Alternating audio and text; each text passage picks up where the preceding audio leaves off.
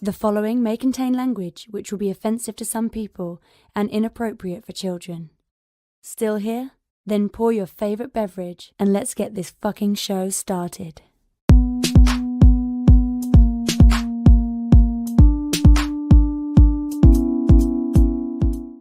Forum, Fantastic Forum, assemble! You are watching Fantastic Forum, the premier show about comic books and your live weekly conversation about entertainment and geek culture. We are the Fantastic Forum, coming to you live and direct from the Hall of F.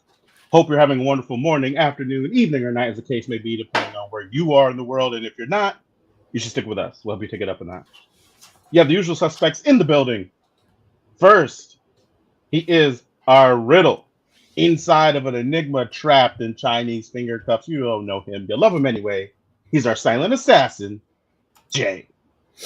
Hello. Indeed. Indeed, hello. Next, he's the backbone, the pillar, the strength of Fantastic Forum, our nigh invulnerable brawler and resident strongman, Moses Magnum. What's up? And as for myself, my name's Lawrence Young. They call me Mayor Young. Welcome to Fantastic Forum. We got a great show for you today because we are going to be reviewing for the first time food item. We'll be reviewing Little Caesars The Batman Calzony. And we're going to be bringing you a review of the Secret X-Men #1. And of course, the latest and greatest in comic book news and whatever else it is that you all want to talk about. And we'll tell you how it is that you can let us know what it is you want to be talking about or how you can chime in on what we're talking about in just a moment. Also, we should shout out Oz. He won't be with us tonight, unfortunately, but he's with us in spirit. And, you'll still be seeing his wonderful mug later on anyway. But before we do all that, we want to make sure that we thank Mr. Scott Rubin, because without him, the show wouldn't have happened. So thank you, Scott. Hope you're doing well, good sir. And without further ado, I guess we should go ahead and tell you all how it is you can get down with Fantastic Forum. So here's how. Want to get in on the action? Call Fantastic Forum on Skype and join the fun. Too shy to call in? That's okay. You can join the Discord chat room available at fantasticforum.live. Join the party. You know you want to. There it is. There it is. Thank you, intern. We appreciate you. Oh, we have witty chat comment being brought directly into the show. Read that out, Jay. Oscar Bermejo says, I'm in chat. Oscar Bermejo, you say? Who's Well, that? thank you, Oscar Bermejo. Great. Thank you for supporting the show. We hope you have a good time. Hit the like. Right. Subscribe, Oz. Subscribe. Oz is the only member of Fantastic Forum less supportive than Jay. Tiger No, Claw I'm wants joking. to know if we watched Boba Fett. I have something to say about that, which is actually not my words, but they're someone else's words. Jay, what is this crazy preamble right here? Like, I have something to say about that, which is not my words, but the words of another. Please listen intently as to get the entire breadth of their information. It's his Gettysburg Address. Right. I'm like, Jay, what? Say what you're going to say, Jay. Say it with your chest. All right, so Dan Slott actually did talk about Boba Fett, basically saying my take, and he basically calls episode 1 a good setup, episode 2 amazing, episode 5 one of the best episodes of The Mandalorian, episode 6 great live action Star Wars TV, episode 7 big dopey fun. Episode 7 was a lot of pew pew pew, turn your brain off, let yourself regress back to that little kid who loved playing with Star Wars action figures, and you'll have a good time. So That is, there you have it from the man himself. look, Dan that feels Slott. like facts. That feels like facts to me. No lies detected. I saw it.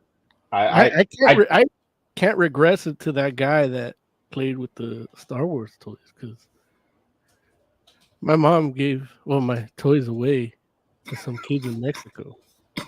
Damn.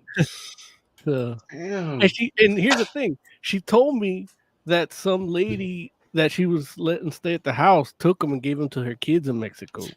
Like that lady stole them. I grew up hating that lady. Oh, I grew up hating Mexicans. I was like, oh, That's what I would have taken away from it. I was like, oh, I grew up hating that lady. Yeah. Like is that the dog whistle? Like all the white supremacists are like, yeah, that lady. Like they're like, let's go, that lady. No. But yeah, and then it turns out my mom lied. She just gave it to some kids in Mexico. I assume in Mexico. That lady's kids were in Mexico, so I'm sure there had to be some truth in it. I thought, well, like, why, if she's lying about the lady, why would she lie about? Why wouldn't she lie about the location? Like, why don't? How do you know that your next door neighbor just doesn't have them all? Larry, I don't know. Look, if I can't explain my mom, you can't either, man. That's fair. That's fair. You know, You're right. My mom makes no sense. So because your mom gave away the toys, now you can't enjoy the season finale of the Book of Boba Fett? I haven't seen it. I haven't seen it. Oh, got you. Well, listen, we're not going to talk about it until next week anyway, because for respect from the audience, like I don't want people to like get spoiled, but they had their chance to watch it. It's been almost 24 hours. No, I didn't have a chance to watch it yet. No, Joe. You're a fake ass Star Wars fan, Joe. You only watched the first episode. I did watch the first one, didn't I? You've only watched the first episode, but I'm giving you the benefit of that. I don't think you've seen the first episode. No, I saw it when we went to. Wait, no, that was something else. That was Hawkeye. Okay, yeah, you're right. I haven't seen Boba Fett yet. Look, I was waiting for Jay to be like, I have something to say that someone else told me 7 years ago. No, I was waiting so I could watch them all at once. Like Hawkeye. Look, you had 24 hours to watch them all at once, man. No, I gotta work. You don't even like that job. Right. I know. He said, I know. You don't even like that job. You should just quit today. So you can watch, you can binge Book of Boba Fett. If only I could. Yeah, don't quit. Tiger Claw wants to know if any of us saw Moonfall over the weekend. No. I'm going to answer for myself and say yes. I didn't. Did you go see it on Tiger Claw's birthday in celebration of Tiger Claw's birthday? Yeah, that's exactly what I did. Good answer, Jay. Good answer. Way to go. Good job. No, there you go, Tiger Claw. Fantastic Forum loves you. It was a little slow, honestly. Like compared with Roland Emmerich's other films, it didn't really have as much going on. And I probably should not have seen it, like paired it with the movie I saw before, because I was just too good at time. Oh, I saw Jackass Forever. Oh, nice. Oh, that was, man, start to finish, laughing the whole way. And it's a crossover too, right? Because it has the dude from Loiter Squad in it. Is Eric from Loiter Squad? I think so. The black dude. Yeah. Yeah, he's from Loiter Squad. Oh, okay. Eric Andre. Oh no, not Eric Andre. The other dude. There's another dude. One of the. Oh, I'm actually not familiar with that guy. Oh, Tyler the Creator is in it, and he is in Loiter Squad. Yeah, they shocked the shit out of him. Like literally? Like literally, they had that dude on a piano bench, and they electrified that shit. That's not cool. That's not cool. It was so much fun watching these guys hurt themselves. Yeah. Like, and two at the same time, it's like, why would you? Like, aren't those guys old now? Yeah. That's why we have the new guys. Like the main guys are old, but it's like it's the old guys and it's a group of new guys. So it's kind of like passing the torch. Like one of the new guys, he jumped into cactuses. It's like they don't do that. Such a bad anymore. idea. Yeah. But they were out did there. any of the old guys get hurt? Dude. Yeah. No, like Knoxville almost died. Like that's not cool. Like legit, he got knocked out by a bull, was on the ground, not moving, snoring. So we did know he was alive. But yeah, he was out for a minute. I hope he gets to retire. He got hit so hard that No, he's not actually retiring. he became depressed. Like his brain chemistry was altered from that concussion, and he woke up one day. You know, after the hit, he was still concussed, and he woke up one day, and he was just depressed. Like, and they're like, "Yeah, it jostled that chemical in your brain, and now you're depressed. So you have to take medication and shit because that's not cool." Hey, and look, he's gonna be wrestling now, so yeah, he's not taking it easy. He was he's in the Royal Rumble. Yeah, coming up. Oh, every time they interview him about it, it's the best because he goes into wrestler mode. He starts calling them all pussies and shit. And he's got a crown. Yeah. Does Johnny? Johnny Knoxville has money, right? He doesn't have. Oh to yeah. wrestle. No, he doesn't have to wrestle. He doesn't have to do jackass. Like he's set. Like he's good. Like he just wants to do that. Yeah. Like in fact, realistically, he could make more movies. Like his movies always do generally fine. Like if you needed money, he could just do another B movie and put it in theaters. Yeah. Like he doesn't have to do all this stuff. He does it because he loves doing it. I just don't want him to get hurt. And Steve O's like, he's a dude that he's sober, and he's like, I have to do it because I was out of my mind when I did it the first time, high as fuck. And I have to prove to myself that it wasn't the drugs that made me that great.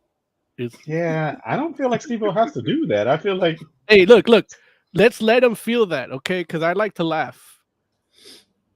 Yeah. You don't like the Pucano, Larry? You don't like a Pucano? No, I don't like Pucanos. That honestly, no, really, the poop from I don't even what was there was poop in the first Jackass, right? There's always poop. I think there's always poop. Yeah, okay, so I'm pretty sure and shit in the empty toilet. Yeah, that was in the first Jackass movie, right? Yeah. Okay, yeah. I've never seen a Jackass movie since then because I was just like, that's too much for me, man. That's like you got to draw a line somewhere. Human feces, it turns out, is my line. Like, I'm all for a good laugh, but going to Home Depot and pooping in toilets, I'm like, oh. And well, it's not even so much pooping in toilets because honestly, that concept is hilarious to me. Showing it to me is where I'm like, oh well, that's not funny. And I understand that, initially, like I feel like they didn't show it a long time, but still, it was more than enough for me. Where I'm like, oh, dude, like, I don't think I should pay money to do this. So I haven't seen any of the other ones. This one looks hilarious, and Joe said it was so hilarious. Funny. Yeah, which I believe, but I don't want to see any more poop. So I might have to wait. There were some, it's like even if you don't like poop, there are some great segments like that are just worth seeing. Listen, if I could get the poopless edition, I would watch that. And I don't, hopefully there's no like gore. Like I don't feel like they ever show people getting hurt badly, but I don't think that happened in the first one. Blood. Yeah, I don't mind a little bit of blood, but like I don't, hit his head. Yeah, in the treadmill thing. Oh, but I don't want to see more poop. I'm good. So anyway. Also, I would say, and this is actually my first Jackass movie. What? So, what made you start with this one? It's not that I disliked Jackass. It's that I'm always doing something else at the time when one of them hits theaters. So this is the first time that I've been like free to actually go to the theater and see it. Got you. Okay. And there were like a ton of dicks.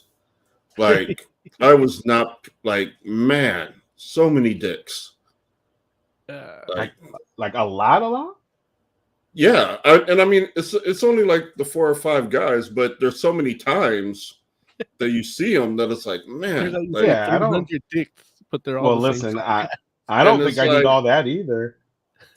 And he's doing the like paddle ball with one of them, and it's like I don't know what that means. What's that mean? Like basically they put the dick in like this like press, and he took the guy's dick, and like there's a ball on the string, and he grabs the guy's dick, and he's just like doing the paddle ball with it. It's like, man, like I don't like Larry's face. I honestly don't understand what we're saying. I don't consider myself homophobic, but I can't imagine playing paddleball with someone's dick. Like, I just, yeah. I don't think there's homophobia. Like, if you're not into penises, not wanting to see one on a continuous basis that doesn't belong to you is not homophobic. No, I mean touching one. Like, I know what you mean. What like I'm if your saying dick was is, in a press, I wouldn't use it for paddleball. Nor should you. Well, first of all, that's a black thing. It's not. It is. It's not. White dudes laugh at that shit. No, I get it. I'm not saying that white guys are definitely more lenient with, the playing with and touching of other penises. Like, I'm not saying that that's white guys started at UFC. Dude, come on. See, you didn't have to do that. You didn't have to do that. But what I'm saying is, it's like messing around and feeling like, oh, you know what? I don't need to see other dudes' penises. That's not called homophobia. that's regular life. Like, like we all wear clothes to cover that stuff up for a reason. You know what I'm saying? Like, but it's wild, man. Because I watched, because I'm behind, I'm catching up on Walking Dead, and I watched an episode of Negan having an entire conversation with a little kid about tapping other dudes' balls. Yeah, I was like, wow, like this is a really interesting. Like, I mean, I know that this is a thing, and I know, but I'm just saying, like, it is interesting from a cultural perspective, because I feel like that same conversation with two people of color is called pedophilia. but with white people, I don't know, that they're just like, oh no, we're just having good old wholesome fun. Yeah. It's like the kid was like 8.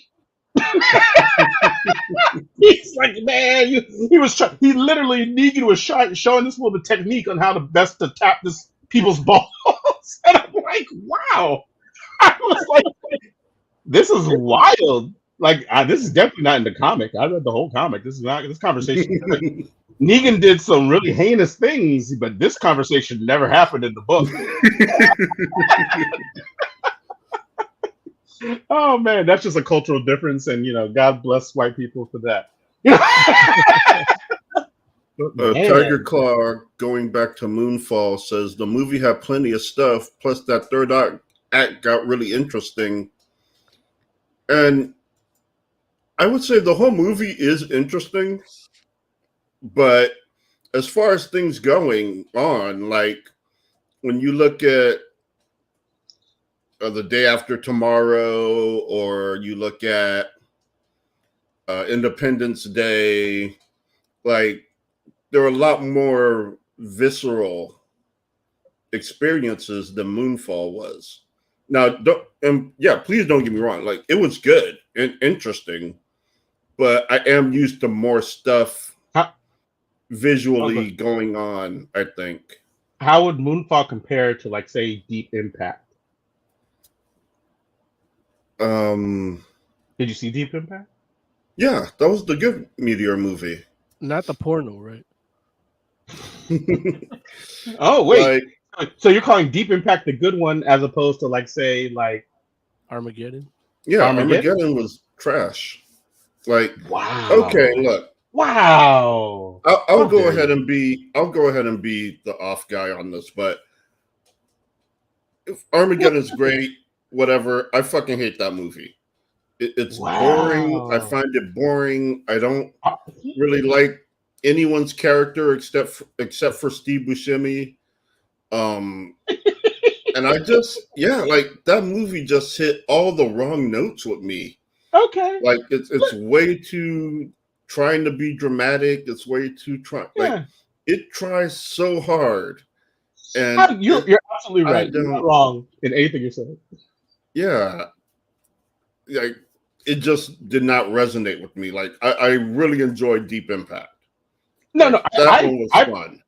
I personally think Deep Impact is fantastic, but I almost feel like Deep Impact and Armageddon are like almost like like the two ends of the spectrum, but done well to me. Where it's like one is your popcorn flick, like summer blockbuster movie, and then the other one is like your more like sober take on what that would be like in the same situation, but like the more reality based kind of thing going on. And so, I love them both, but I'm shocked. I thought you would have liked Armageddon personally, but I could, but and I at the same time I would have said 100% like, oh, Steve Buscemi's character is the character that Joe like resonates with the most. Like, and that's unsurprising to me, but I thought you would have liked it in general. But okay, like that's fair. And I'm really not into that song. No, I love that Such, song. such a I good know. song. I It's know. such a good It's song. a great song. I hate. Look, it's how we know you're broken on the inside, Jay. It's okay. We still love you, but it's how we know when we're But like, he can't even feel that we love him because he doesn't like that right, song. because he's broken on the inside. broken Yes, on the you're absolutely right, Moses. Like Yeah. he knows it intellectually, but he doesn't Yeah. feel it emotionally. Yeah, he's like an AI. Right.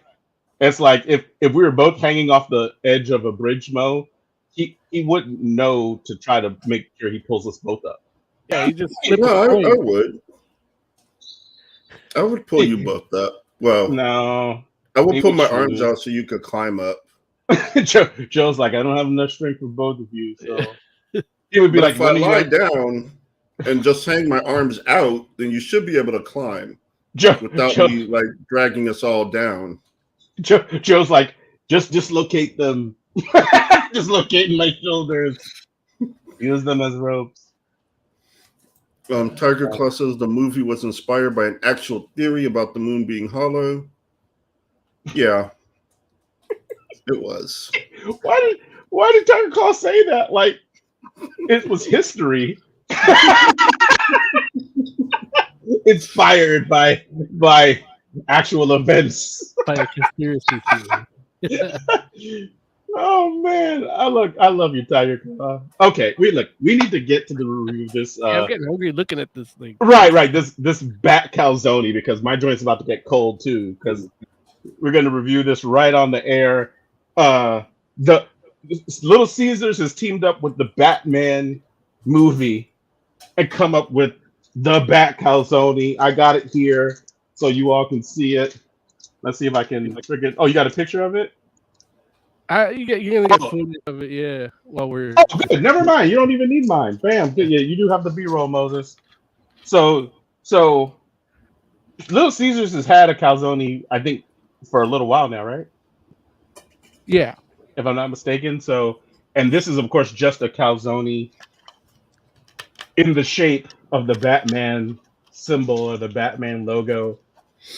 So it has a what? There's a pizza in the middle. You'll see it right now with footage of well, I think the calzone is that, right? The calzone is like half calzone and half pizza. Oh, is that what it is? Yeah. So there it is. And so like yours looks pretty good too. Like that was the thing I think that struck me the most, where I was like, that does actually look like a bat symbol. Like not a great one, but it looks just as good as the one that was on Ben Affleck's chest, right? that fat ass bat symbol. I was like, yeah, like, okay, cool. Yeah, so I'm gonna start eating mine too, so that I can mess around and give this like I guess I'll start with the head and give this an actual, give an opinion on how it actually tastes. Jay, you had yours already, right? So you started some already. What Yeah, I did had you a think part of about the this? wing. What did you think? I think it's good. Like, it actually does taste pretty good. Like, I consider like Little Caesars is kind of like a lower quality type establishment, and it actually tasted better than I thought it would. Okay. It did not taste like it was worth what I paid for it. So it's like, I did not have a lot of time when I got home, so I had to deliver it. Okay. And so it is like, it's $7.99 for the calzone, Mm-hmm. and then there's like a $4 delivery fee, Okay. a $1.30 service fee, a $2 small order fee, and a $1.50 in taxes. And between the taxes and fees and everything, that total came up to more than what the actual calzone was. And I'm like, Yeah.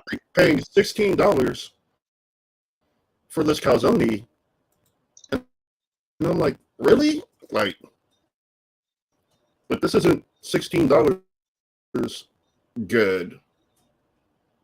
Like, maybe if I had just paid the $8, it would sit better with me. Right. But it is not a $16 calzone. That's fair. Moses, Joe, did you you've get taken your your art first. print? Say again? Did you get your art print? Art print? Mm-hmm. From... No. It was the Wait, pizza which art print are you talking about? You get a art print for the Batman movie when you get the pizza. No. Joe's checking his box. There's no art He's like, print. is it on the bottom? Yeah, I didn't get one either. So yeah, I'm a pizza snob kinda, but I do like Little Caesars when it's fresh. Ours was had been there a little bit longer, so it's still warm, but it dried out a little bit, the crust. So the pizza part was, regular pepperoni hot and ready pizza flavor, what I'm used to. But this little Batzoni part, that was, I thought it was just, they just cut a pizza and roll it over into the shape, and no, it's got the ricotta cheese in it. Yeah. I guess it's sausage that's sliced up. Mm-hmm. So that's good, and it's sprinkled with the garlic parmesan on it. Mm-hmm. So I would buy just that head and tail of Batman. Do that. You sell me that for $4. I'm in. Yeah.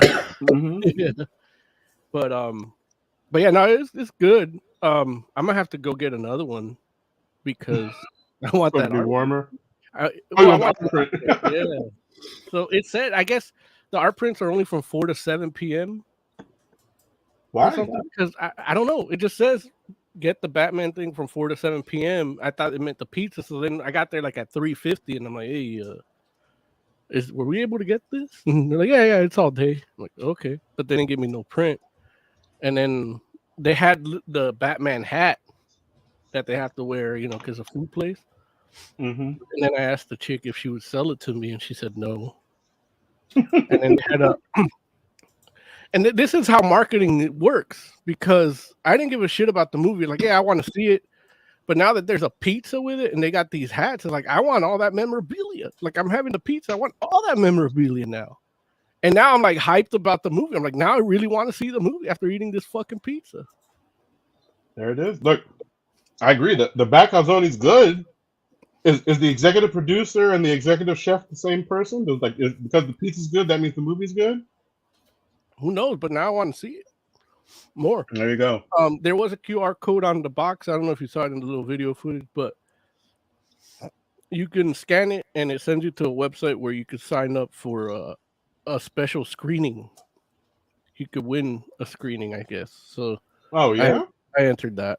I took footage of me doing that too, but I'm not gonna put it on because there's sensitive info like my phone Makes number. sense. So, Yes. yeah, We I don't don't want you to. spend time blurring it out. Yeah. Awesome. Look, I feel like we might need to start doing more food reviews on the show. This is actually good. I mean, I've been wanting to. Look, You've been wanting to. we're big four fat dudes. It's like we could actually have a food show, and people are like, okay, these guys know what they're talking about. 'Cause they actually eat, you know? This is the mistake we've been making. We could get traction in the food space, and we're messing around Yeah. and sticking around with comic books. Look, when Rachel Ray was thin and cute, I never watched her show. Now that she's a little pudgy, I'm like, okay, now I know she's cooking some good shit. That's funny. So, Jay, what would you rate the Bat Calzone? And tell the people if it affects whether or not you want to see the Batman. I would give it a 3, I guess. I don't know. I gotta see it without the huge price tag. And yeah, it doesn't affect whether I want to see the movie or not. I want to see the movie. Like, it's just morbidly curious about how they fuck up. Riddler. That's the end of your Yeah. sentence. Riddler. Yes. Mos Magnum. Tell the people what you think of the Bat Calzone rating wise, and if it affects whether you want to see the movie. Just that bat head part and tail part is a 4. The pizza itself is, I mean, I don't rate while Little Caesars pizza is good. It's it's hit or miss. Like it's not as consistent as I'd like it to be. So I would never get a 5. It's a 3 at most. I mean, I'll go Little Caesars over Domino's any day. I agree. But I usually like my mom and pop places, pizza places that I have. So I agree. those get the 5. So yeah, this is the overall pizza experience and having it be Batman and all that for me, it was an experience. It's like a happy meal for me being a comic nerd. So if I would have got the print, it would have been more so. But it's fucking. I give it about a 4, and it got me Fair. hyped for the movie. Excuse me. I apologize. No. Talk with my mouth full. I apologize, but yeah. Well, look, you could while you're chewing, we could. Oz did a review for it too. You want me to Do get in Oz, on it please. Do Oz. Yeah, play while you're Oz. chewing? Yeah. Special package, we have the Batman super whatever pizza calzone whatever the heck. It's a pizza. It's shaped like a bat. With it, I got this cool little design. You could see the greasy fingers from the lady that handed it to me. So there's something to look forward to. Let's set that aside. And you know what? Let's open this sucker up. See what we got. And oh, look at that. It's a pizza shaped roughly like a bat. I mean, it's what it looks like on the TV. So let's go ahead and try this.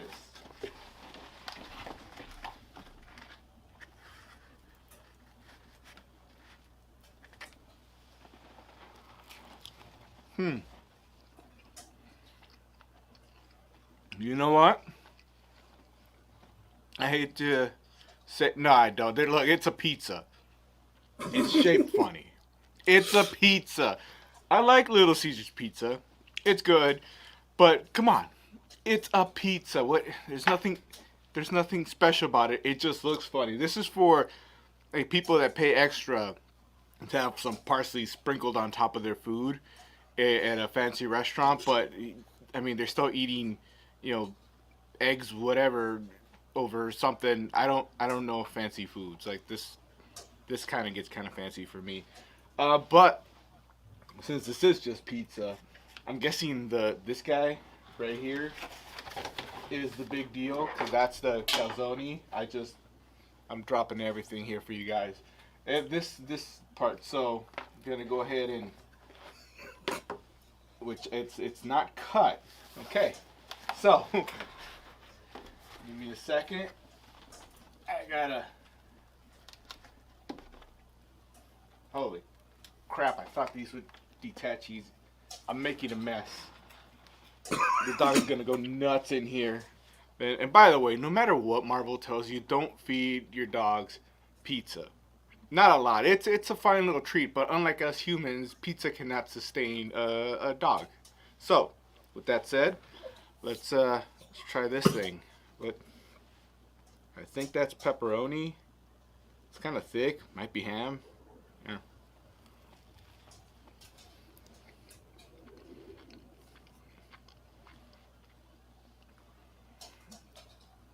Yep, still a pizza, except now folded over. Looks like they sprinkled some kind of garlic parmesan on this. And a lot of grease. Oh, it's all blurry. I would do this again and edit that, but I don't have the time. They also gave me this. Oh, I put this. They also gave me this little tub. I'm guessing it's supposed to make it better.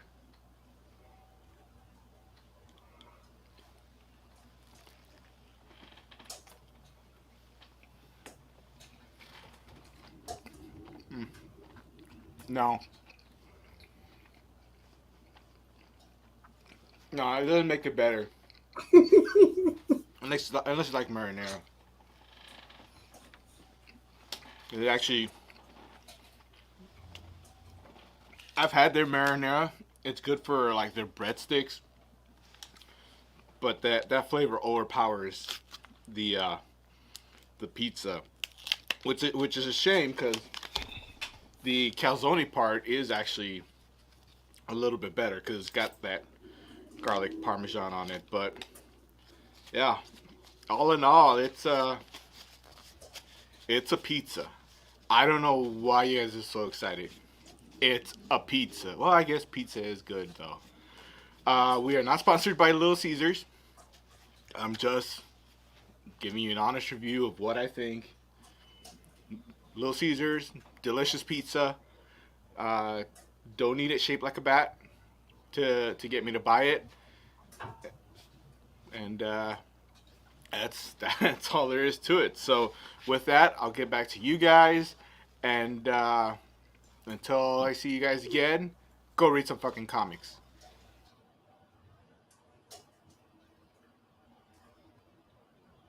That was All right, Oz. Look, I love it. I like one that feels very much like vintage Oz take. I love that, and shout out to him for taking the time out to make sure that he got that review down for us, even though he wasn't going to be here or wasn't able to be here because he's actually working. So thank you, Oz. We do appreciate that.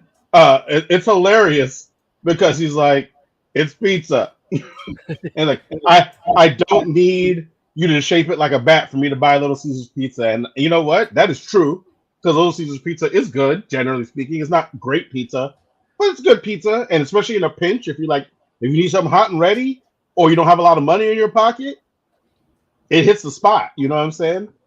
Now, and it's funny because you brought up Domino's earlier, and I'm like, yeah, you know what? Domino's should have been the one that messed around and tried to do this because people probably would have tried it just because it was look, we might have reviewed it even if it was Domino's, even though we all would have been like, but we might have reviewed it anyway. But I'm sure that Warner Brothers was like, no thanks. Warner Brothers like, nah, we're good. We already got a sus Riddler. We can't mess with the sus pizza. Like Batman could have fought the Noid in the commercial. I actually would have liked to see that. Like They that would be they cool. redesigned the Noid to look like that dude with the like how they did the Riddler. Yeah, that would be cool. See, look, they messed up. They messed up. Now, also too, leave it to Oz to find a way to like sneak a Marvel disc into friggin' a friggin' review of a Batman shaped pizza. Like no one said Marvel. Like why are we talking about Marvel all of a sudden? I was like, wait a minute. Oh, like that's how you know it's vintage Oz. He's like, let me take this jab real quick. So that's cool. So needless to say, it seems like Oz would probably give it like middle of the road review, I guess, maybe a little bit higher because, and I'm sure Oz is obviously like Oz is gonna see the Batman no matter what. So which I mean, don't get me wrong, I'm not saying that like we all aren't gonna go see it because we all are. I'll probably Like, wait till HBO Max, but are you really? I think so. I don't know if yeah, I don't know if I'm gonna go to the theater. Like, I mean, now after eating That's the pizza, I kind of want to, but That's it's very fair. little But things that can get me to go to the theater right now. I hear Yeah. you. I hear you. Well, listen, I'd give this Bat Calzone personally like 3.5. Not so much because it's bad in any way, because it's good. Like I mean, I like Little Caesar pizza, and don't get me wrong. Like I said, I love pizza in general. It's literally my favorite food. I'm right there with you, Mo. Mom and Pop is my go-to for pizza, and Little Caesars is definitely something like if I need something right now, I'll get a Little Caesars pizza, and it's good. It's not great pizza, but it's good. But more than anything, I'm like, dude, where's my greasy art print? I've Yeah. got a greasy art print. Where's my greasy art print? Just because I got it delivered, I can't get an art print. That feels to me the opposite of how things should go. Well, We I all didn't pay. Yeah, I didn't get Hmm? mine delivered. Oh, right. Look, In fact, I think I overpaid for mine. Really, I don't think it was $7.99. Where's my receipt? there it is. I Yeah, don't know. no, I seven didn't ninety. even count the money. I just grabbed it, put it in my pocket. Yeah, but man, I'm like, where's the art print? Like Oz was able to get his, so I would like one too. Like just because I'm supposed to get one, not because listen. I'd be lying to you if I'm like, oh, I really want that art print. I don't. I'm I just do. saying well, and that's okay. But I'm It looks saying like a either Dave way. Johnson drawing. Hmm? It looks like a Dave Johnson drawing. Like, remember that Batman 10-cent adventure? It looks like that. Oh, okay. I listen.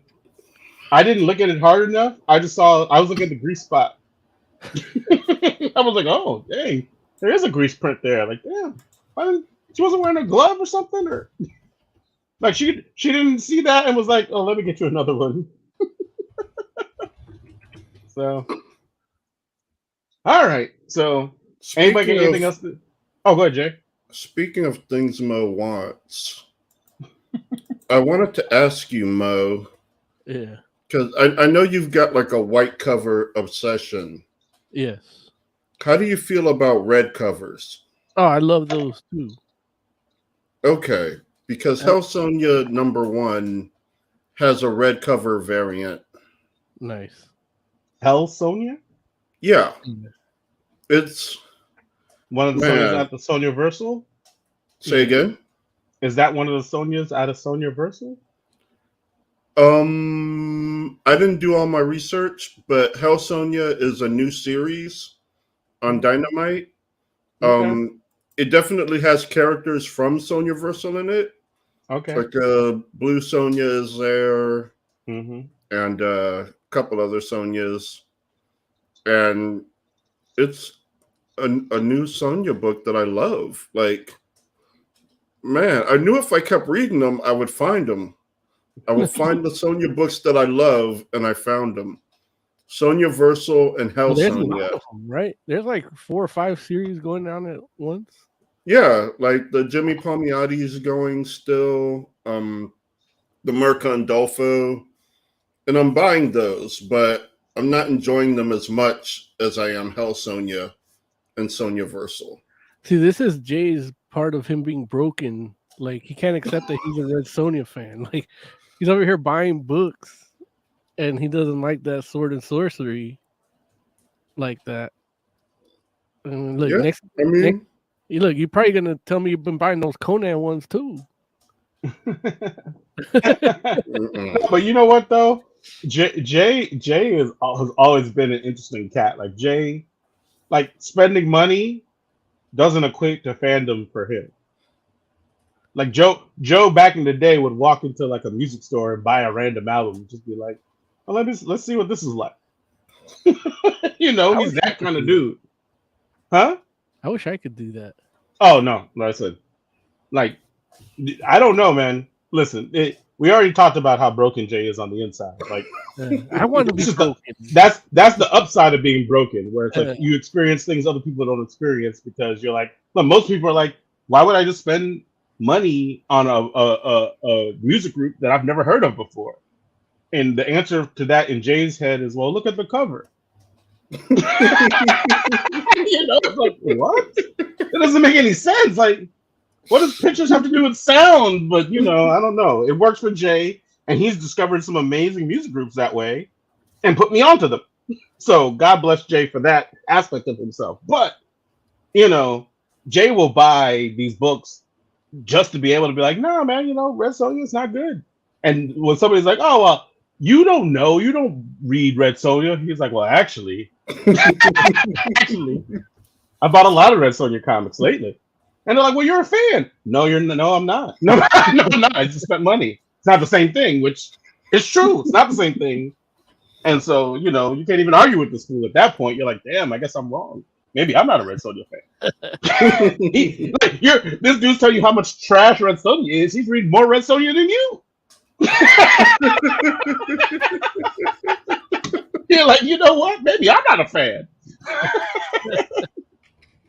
Oh, dude. And since we're talking about white covers, I went hunting for Draculina #1 white cover, and were you able to find it? No comic book store has it. Like, you know, Atomic Basement, RIP. So I had to go. It turns out Pulp Fiction in Long Beach is still there, but they said, "Oh, we only ordered that for our pull clients." But no, like, hey, would you like to be a pull client? Right. Well, listen, they're right. They hit you with the whole like, what are you doing? Like, why? Yeah. Like, oh, you're not one of the pull customers. Too bad for you. They're not trying to make that transition at all. Huh? Like they have a conversion parlance because they're like, I heard them say to the other guys, and you know, and my brother and I, when we were in Glendale at that comic shop a couple of months back, noticed that too, where it's like they say this thing like, oh, we don't order that for the shelf. We don't order that for the shelf. We don't order that for the like, shelf. What the fuck? Like, well, can I order it now? And can you bring it for me? You know, like no options. Like, what kind of service is that? Right. Like, why would you not try to get my money? I'm just saying, like obviously I want to spend money on something. Right. Like, even if you make a half-hearted attempt to like, well, we don't have that and we can't get that for you, but what about this? And it's like, and there's a ton of covers, really good covers for Draculina #1. For those of you who don't know, Draculina is I don't know if it's a parody or a spin-off of Vampirella. It has the same font, same costume, just black, and she's blonde instead of black hair, and it looks cool. You know why? You know why you don't know? Well, because I'm not a fan. Because you didn't read Calzone. Oh, why? No. Like, there's an interview in the back talking all about Draculina. Well, are you serious? Here's the thing. Here's the thing. Damn, you're a fake ass Draculina fan, Mo. I don't know what it is. I want to know what it is and have a white cover. No, it's just so crazy because this is how this happens. I watched Jay do this my entire life. Where he's like, oh, well, you know why? Because you didn't do and people be like, wait, why would I do that? He's like, well, because just like this, where he's like, to convert all of a sudden, like the Draculina interview in the back of friggin' Calzone, which we didn't even know existed until like 15 minutes ago. Here's the thing. Knowing me, I wouldn't have read that interview. That's true. There's no bubbles in that or caption boxes or art. It's just words. Well, there probably was a picture. Right? There's no picture, Jay, of Draculina? No. But yeah, so I ended up just buying it on eBay. The two white covers of it. Okay, how much, like cover price, or you got to spend It was more? like $3.50. I think cover price is $4. I Oh, think it was a little less than cover price. oh, So that's a good deal. yeah, it's at $3.50. Fuck Pulp Fiction. Don't order it for the rack, motherfucker. Fuck you. Oh, it's too funny. When my brother and I, yeah, see, no, there's no, I don't know nothing that's Draculina right there. But yeah, so Damn. I guess she's the daughter of Draculon. All right, I'm in. I'll have that review in a few days because I think I'm gonna get it in like 3 days. It's fast shipping. So that's why I ordered 2 because it's gonna be the same amount of shipping for one book because they just put the 2 together. So I might as well. And he only had 2 left, white covers, because it's sold out on like Things from Another Planet, Graham Crackers Comics, all the website ones. It's sold out. Draculina. I don't know if there's a small print run or there's what it was. There's a lot of incentive covers, like 1 in 25, and they all look really cool. So yeah, but here we are. I bought the last 2 white covers in existence. The final 2 white Draculinas. I wanted to get one of the Harley Quinn white covers because it was pink. There you go. Like all these different colored covers now. And that's what I didn't white get covers, black covers, green covers. What was it? That event, Empire? Like they had a green one, and the frame was like the face of a scroll. Yeah. Look at that. Oh, they got a Hellfire cover. Or I guess what's that? A red cover? Yeah. But it is. I mean, that's not quite red though, right? That's like. That's just because the guy didn't photograph it right. Yeah, it definitely looks different than it does in the cover gallery. Oh, really? Yeah, it's the fluorescent light. You didn't have his white. So does it look more red in the cover gallery, Jay? Yeah, let me show you. Because what it is, because of the ambient light in there, it's trying to make the white around the letters be true white, so it changes that red to be more muted. So I don't know if you can see. I can't really zoom in here. I see. Yeah, but no, I see it, and yeah, that does look more red. That's interesting. All right, all this talk about comics is making me want to talk about comics. Oh, guess what? We can do that. Let's do some comic book review music. Let's go. Woo! Comic book review. Comic book Like review. Well, not like that, but like.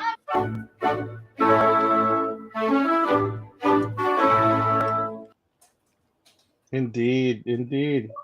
I've actually been wanting to talk to you about this book. Achievement unlocked. Like ever since I finished it. Jay, when you say this book, are you talking about Secret X-Men #1? Yeah. You wanted to talk to me about this book ever since you finished it, which was like a few hours ago? Well, not that long. Like it hasn't been an hour yet.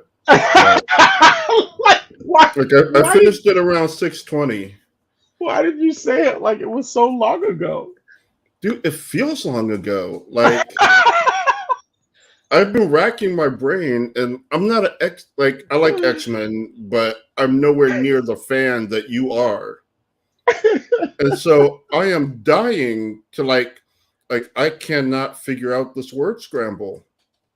Yeah. Like I got all the words, but the last one, which they just give you the letters and they're scrambled. Like, so I got all the ones where they give you the letters. Like I got all those. So I know what letters you have to unscramble to get to get the name of the person who's helping them.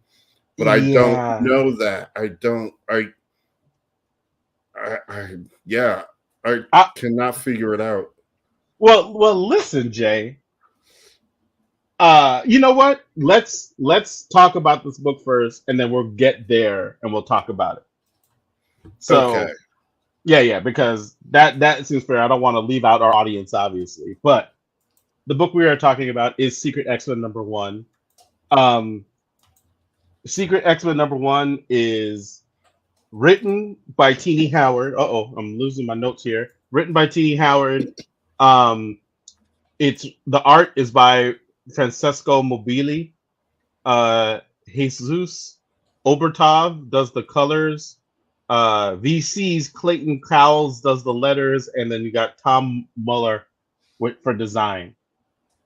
And so, the premise of this book is basically the X-Men, like in real life, the X-Men editorial staff or whether you want to say the X-Men office had a fan vote for who should be, or they basically let the fans vote on one member of the X-Men team last year during the Hellfire Gala. And there was a certain number of mutants that fans could vote on. And ultimately, the person that ended up getting picked for to be on the X-Men was Polaris, which longtime X-Men character like Polaris, honestly, is, if I'm not mistaken, I think Polaris might have been maybe if I'm not mistaken, the second or third like mutant to be on the X-Men, I think. But either way, I mean, outside of the original 5. But anyway, Polaris ended up on the team. This book, The Secret X-Men, is basically a group of X-Men, or a team of X-Men comprised from all the people that lost that vote, the fan vote. These are all the rest of the people that could have been on the team that were not. And so the story basically is it references the fact that these group of mutants bonded with each other to a degree over not getting picked to be on the X-Men team. And so it does reference that Hellfire Gala moment. And they go on a secret X-Men mission, being led or co-led by Sunspot and Cannonball, and are trying to help out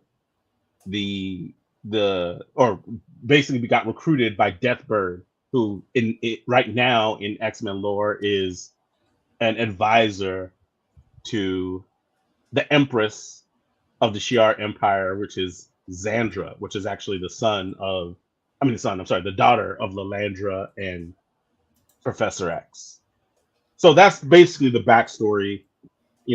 X-Men doing space missions at the behest of the Shi'ar, but in a secret manner. And so that's basically how the story begins.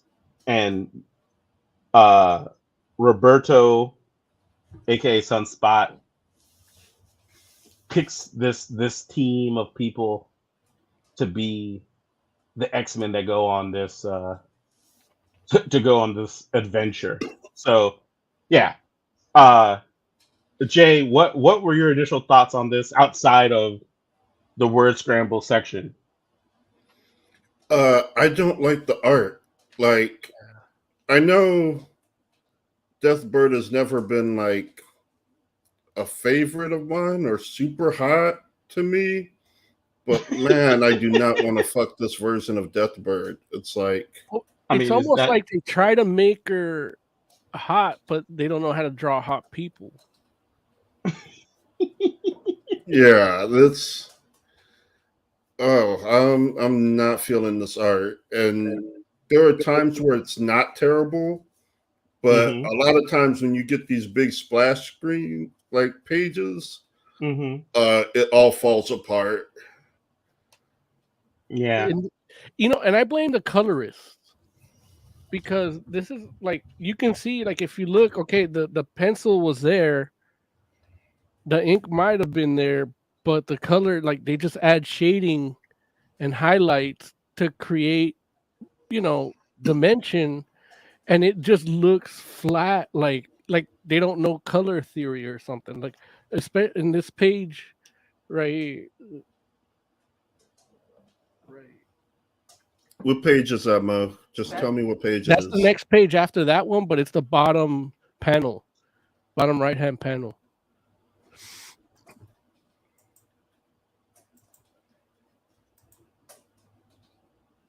Next one, like right there. Like that, he's got way more wrinkles and shade than he needs. Like it's just bad, and that just makes his face look bad. And that happens throughout the book, like everywhere. Like there's one of Forge, and half the time the people are in conversation, but they're expressionless. I hate that when he's not talking right there, but when they're talking and their mouth is closed, like that bugs me all the time. And this does that a lot. Like Cannonball's talking to him, but he's taking a swig of wine, but there's a word bubble coming out of the bottle of wine. Like, that's some old, like, it irks me. I don't even know if it's a bad thing or not, but when they are talking, the expressions are off or they're expressionless. Like Sunspot, there's one page, I think, right around the middle, and like Sunspot says, I forgot something, and Forge is just looking off into the distance, like, not like, what the fuck's he looking at? Yeah. So it's just, and that the art, this is one of the cases where the art like distracts me so much from the story that I don't even really know what happened here, and I don't care. Like, there's a reason why this team is secret. Like, nobody.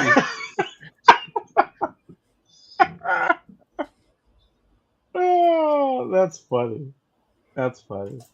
No, well, I will say that I wasn't a big fan of the art as well, and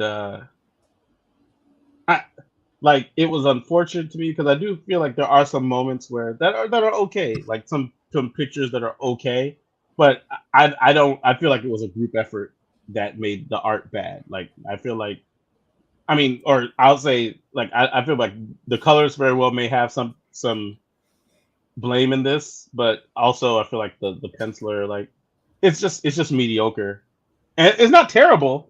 And I think that's almost like, well, but at the same time though, like, here's the thing: there's some parts of it that are terrible, and then there's some parts of it that are like middle of the road, and some parts of it that like go a little bit beyond where it's like, oh, that's almost like really good. It's not really good, but it's almost really good, huh? This book's art is like something you find in Artist Alley or small press booths where they're like, okay, they're trying to make it in comics. You know what I mean? And look, more power to those people. Keep doing what you do. Sometimes they have good stories, but the art's always hit or miss in these, And that's what this art reminds me of. It's like, it shouldn't be a big 2 art, There should be some shit on Kickstarter. He might have a very impressive portfolio, like the stuff that. This is where I advocate for tracing over like Paco Pepe Larraz's art. You know what I mean? Like, he's already doing like half the characters you're doing. Just use that. Just use that. Right. Yeah. Hey, that's fair. That's fair. So earlier, Jay, you mentioned, like, basically just to give the audience into what we're talking about here. The story, basically, like I mentioned before, Deathbird is basically saying to Sunspot, I need you to meet me and the Empress in this secret location. You'll be able to find us. So meet us, here. Like, she doesn't say exactly where, but she's like, follow these breadcrumbs, get there, and we'll be good. And so that's like basically the comic book as a whole is basically them trying to get to the location Deathbird tells them to go. And there is a point where they get to a planet and they find a door, and they say the door is techno-psionic. And if they had a psychic on their team, it would be a simple like psychic nudge and the door would open. But this team actually has no psychics on it, which is one of these things where the idea of an X-Men team without a psychic is like damn near unheard of, just because there's so many psychics in the X-Men that any random team you put together, you toss together, your chances are you're gonna end up with a psychic on it. And it's not like, when I say that, I know that sounds kind of like, kind of crazy, because I know people are saying to themselves, no, like there have been plenty of X-Men teams without psychics on it. And it's like, I hear what you're saying, because no, that like they think that's true, but that's because they don't know all the X-Men that have psychic powers. Like, and that's the whole thing, where it's like, just because an X-Men isn't Jean Grey doesn't mean that they don't have psychic powers. It just means they're not like an Omega level telepath. No, you don't have to be Professor X. X-Men expresses psychic abilities different. Like you have like Psylocke, Mm-hmm. She has psychic abilities, but they're more, combat, not thinky, Right. And and don't get me wrong, like Psylocke can do that. Yeah. Like Psylocke can definitely like get into your head, but that's just not how she chooses generally to manifest her powers most of the time. Didn't that count when she used to thrust the knife into people's heads? Oh yeah, it absolutely. It wasn't like a physical. Well, it was partly a physical pain, but I know mostly that would like fuck your brain up and like basically cause you to shut down. Right. In like the most painful way possible.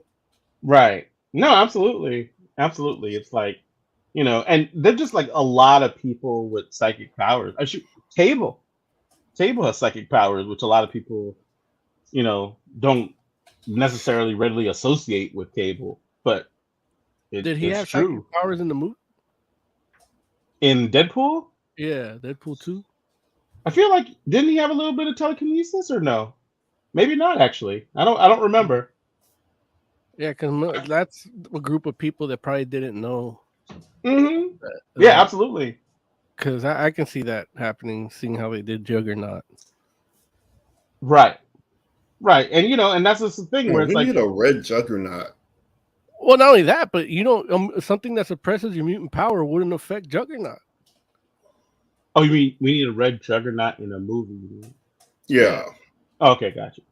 I was like, red Juggernaut? We got plenty of red Juggernauts, but I get you there.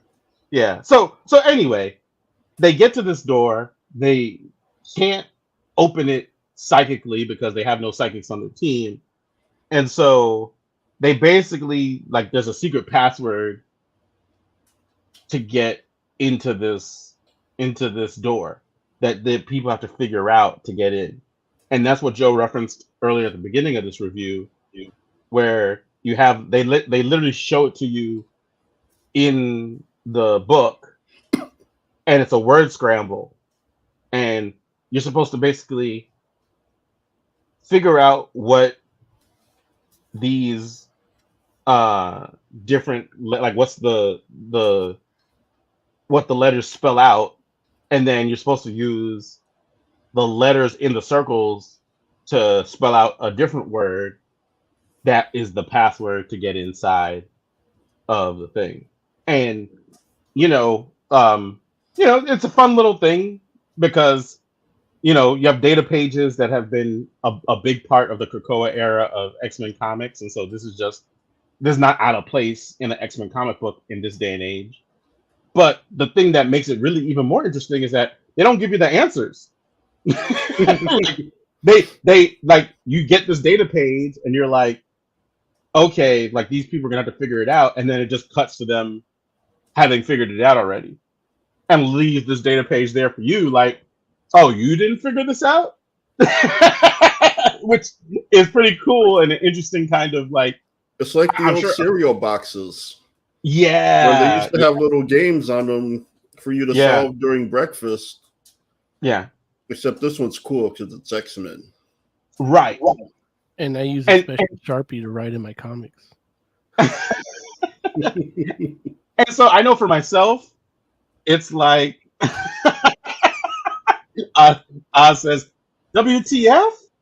I don't need no workbook in my comics. It's not it's light work, Oz. It's light work. Like what? Well, I'll say this. I know for myself, I was looking at this, and it literally like I don't even know if it took me a minute to unscramble these words because I was just like, I know what this is. I know what that is. I know what that is. Like I didn't. Now I didn't use any pen and paper or anything. I just did it in my head, and more so that's because I was kind of under the gun in regards to like I got my copy late, so I was under a time crunch in making sure I read it before the show and getting ready for everything else, you know. But what I can say to you, Jay, is this: is like I said, I didn't write anything down, and in my head, I got the letters right, but I wasn't 100% certain what the password was either, because from the letters I got, I was like, I think it's trying to spell this, but I don't feel like that's how What was that it? like don't think it was the right letter. Huh? What was it trying to spell? I thought it was trying to spell Lilandra Uh-huh. or something like that. No. But there's not enough letters for that. Right. So what letters did you get, Jay? Or and you know, I guess I'll say if you've read this or if you haven't read this book yet and you're like, hey, I don't want these answers, but I want to try to figure it out for myself. And they had enough time to read it and do it. It's like, you know, give yourself like you might want to sign off for 3 minutes while we talk about the answers to this real quick and try to figure it out ourselves. But you know, if not, then hang out with us. But all of these are all like basically Shi'ar Empire related answers. And they're all in the book. Are all these people in the book? Mm-hmm. Or are all the names and okay, all the names are in the book. Okay, yeah, I guess you're right. That makes sense. Look, that's funny because I didn't even think of it like that. I was just like, oh, like, Dude, that's how I found out. Like, we were going through the book. that's hilarious. Like, I didn't have that's enough time. Like, I knew I didn't have the skill set, but I really did not have the time to like go through all of them. So I kind of was like, okay, I'll come back to it, and then on the next page is one of the answers, and I'm like, oh, okay. So if I keep going, I should be able to get all of these. And yeah, That's like eventually, funny. yeah. Okay, so the first one is Gladiator, right? Right. Okay, and so that's a L. Mm-hmm. Then the second one is Shi'ar, right? Yeah. Okay. Oh, I got that's Harris. You're hilarious. So that's an S. And then the next one is Xandra, right? Yeah, that one I actually got without looking. Right, okay. And so that's an A. And then the next one is Deathbird. I'm embarrassed how long it took me to get that. Well, I mean, listen, if you don't know what you're looking for, you know.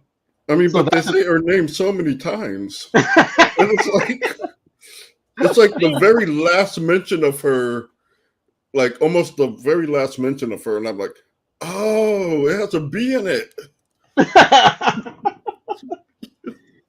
So Deathbird is an I.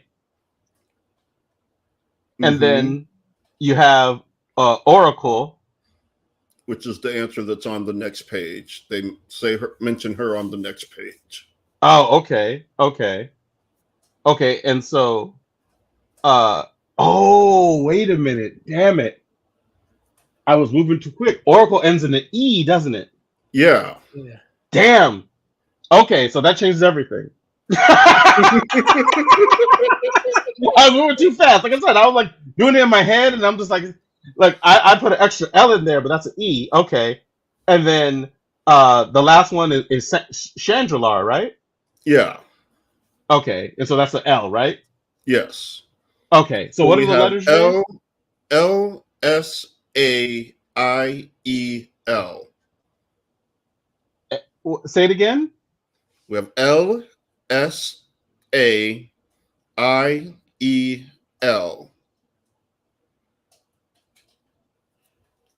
Damn, it's a lot of vowels,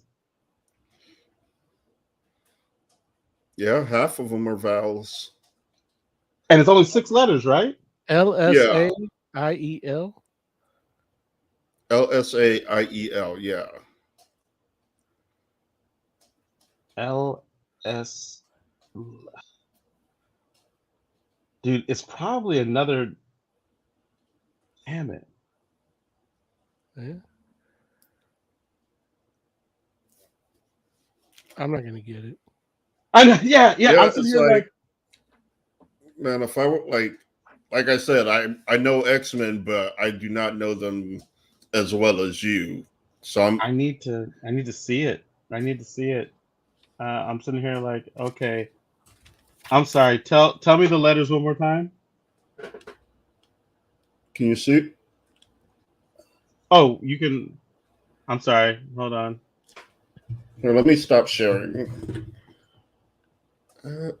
Here, I'll put you in. No. Oh, okay. Solo.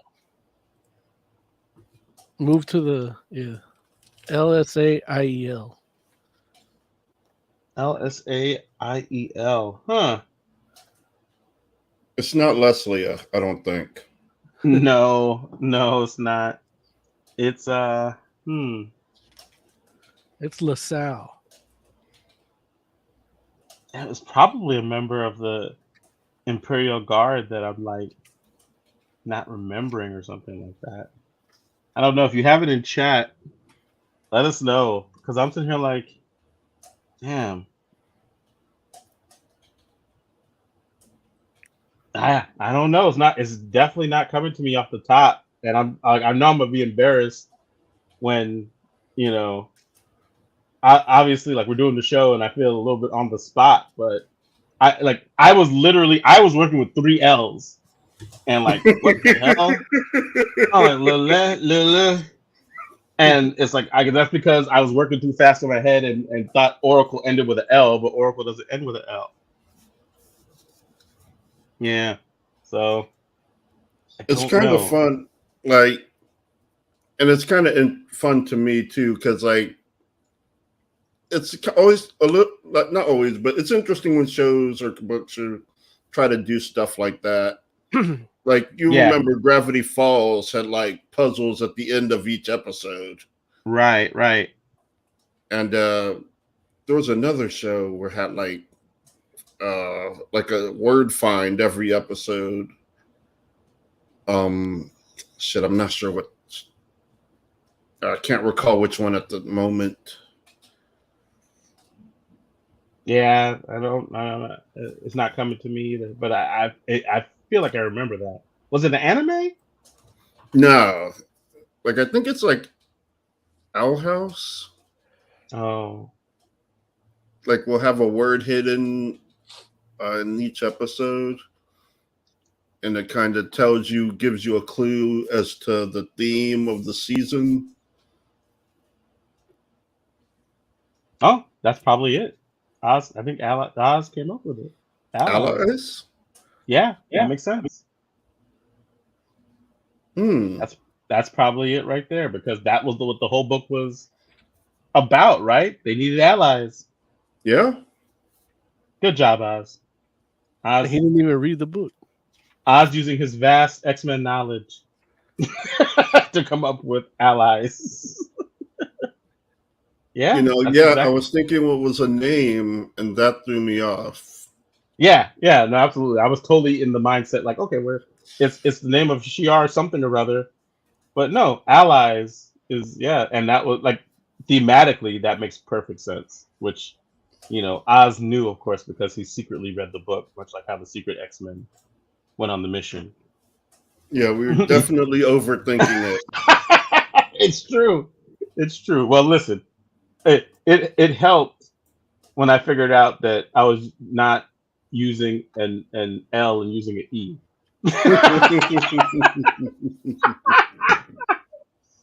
I don't think it's allies. You don't think so? Why not? Well, because it says a powerful psychic ally unknown even to them. So it's somebody's name that we haven't even met yet, or they haven't but met yet. And they do powerful- give the clue. Why wouldn't Sam say something? Yeah. No, but the powerful psychic ally is revealed in the book. And is that person Was it? Or at least I thought so. Yeah. Who was it? You had remember I'm sorry. Xandra was kind of like talks about all the little pushes she gives. Yeah, but she didn't open the door for them, did she? I mean, I don't know. I don't know. I don't know if she opened the door, but she probably helped them solve the puzzle. Like, maybe psychic suggestion, Yeah. So, yeah. But fellas, I gotta grab my power cord real quick for the computer. You all talk about the book amongst yourselves for 2 minutes. I'll be right back. Okay. Well, yeah, I don't know. I don't. This book wasn't for me. It's too much. I skipped over the puzzle. Like I got like 3 words, and then. Did you read the email? No, I'm not gonna read that. It's pretty funny. Yeah, but I don't read comics for fun. Like it's if you want me to read it, put it in the word bubble. Yeah, I don't these data pages and these X-Men. I don't want to. I don't like. Yeah, they turn me off. That's why I haven't really like got into them. But I don't know. It's just it makes it's like another like I said like a workbook, and it's like I don't want that. Like, give me a good story, and this one was bad enough because the art was bad, and it's like it really just turned me off. Yeah. I will say, if I could go on a quick tangent, I've been reading Jobless Reincarnation recently. It's a manga. Okay. And at the end of each, like it started out as a light novel, got turned into a manga, but at the end of each volume, there's like a short story at the end that is just text, like no artwork or anything. And so I've been reading all of those. And so like compared to this, like 1 or 2 pages, like it was a lot easier, like after having just done that. Now, when we reviewed Saga a couple weeks back, I read everything, like the copyright date. Like when it's something that's good, I'll read everything. But chances are, like, with this, I'm like, I just want to get the shit. Honestly, I didn't even read the last 2 pages of this book. I'm like, I'm done. Like, I gotta take a nap. I actually just took a nap. The last 2 pages is where it gets convoluted.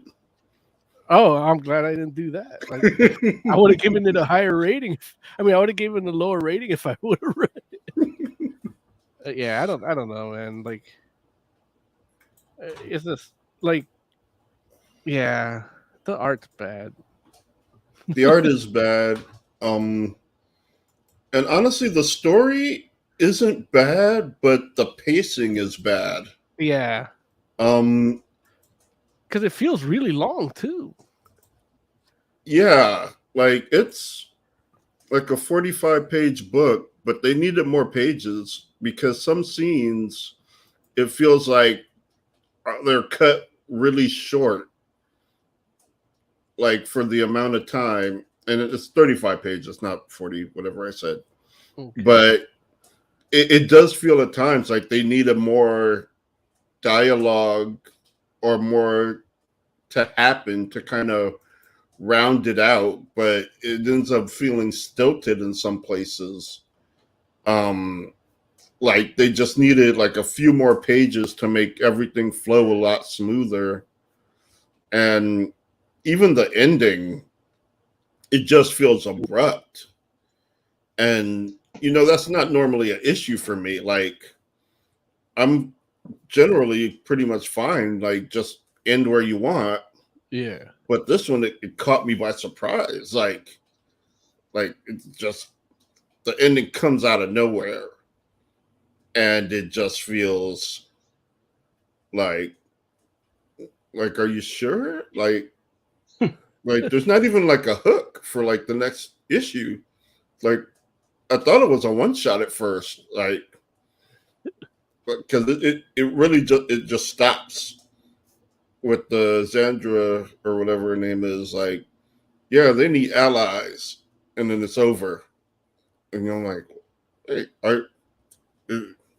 it's a super abrupt, and they like, I'm not sure why they think like they hooked me so bad to like where they don't need anything, like a promise of anything next issue to keep me to come. I mean, realistically, they don't know I love Boom Boom Marrow and Armor. Like, they don't know that. And you like Cannonball too? I like Cannonball. If Doug was in, what's his name, Douglock was in it. Oh, dude, if Douglock was in it, man, I like me some Douglock. That's the ally. Hilarious. Doug ain't psychic. But yeah, they don't know I love these characters, and then I'll probably keep buying the book for them. Doug played a big role in Inferno. Like he became like a power player. He was already important in the Krakoa era, but he took himself to another level in Inferno. Yeah, but anyway, that's neither here nor there. Yeah, but I was listening while you all were talking, and I don't disagree with just about anything that you all said outside of I mean, but you all know me, like I like to read. Like, I love comics, and I want my art to be good, but I prefer, like, if I have to make a trade-off, or if I have to decide between good art or a good story, I'll pick a good story over good art. Even though, ideally, give me both, right? Yeah. Now, you felt this art was good enough to be okay with bad. I mean, that this story would be good enough to have bad art with it. The story was not great. I did find it interesting, and I think that what Jay says is right in the sense that the pacing is really off, and the reveals are a little clumsy. Like, I feel like I understood what happened in the book, but at the same time, like, let's say Jay or you were like, so what I think happened is this, that, and the other. I don't know that I'd be able to argue with you, just because depending on what you said, I very well could interpret that ending from what I saw in the last, like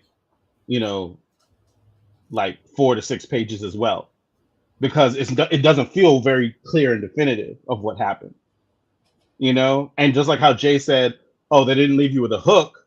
It's like, yeah, like, it does kind of just stop.